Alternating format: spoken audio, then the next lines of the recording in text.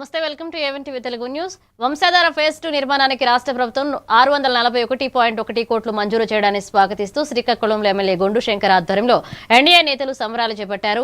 ఈ ప్రాజెక్టుతో జిల్లాలో సుమారు 2.5 లక్షల ఎకరాలకు సాగునీటి స్థిరీకరణతో పాటుగా ఇచ్చాపురం వరకు సాగు, తాగునీటి సౌకర్యం మెరుగుపడుతుందని ఎమ్మెల్యే తెలిపారు.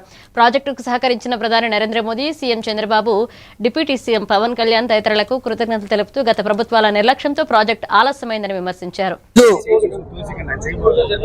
ఈ రోజు శ్రీకాకుళం పట్టణంలో శ్రీకాకుళం పట్టణం 7 రోడ్ల కోడల వద్ద కూటమి నాయకుల ఆధ్వర్యంలో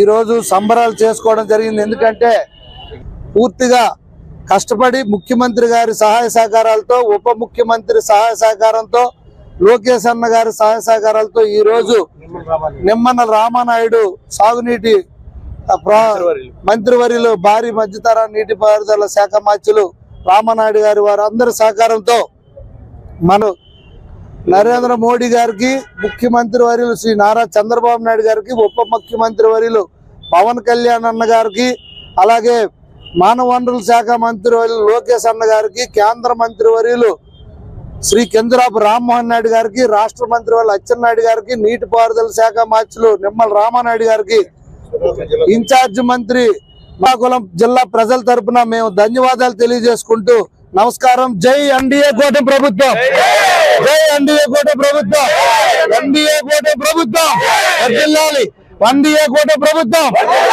ఎన్డీఏ కూటమి ప్రభుత్వం, ముఖ్యమంత్రి నారా చంద్రబాబు గారి నాయకత్వం.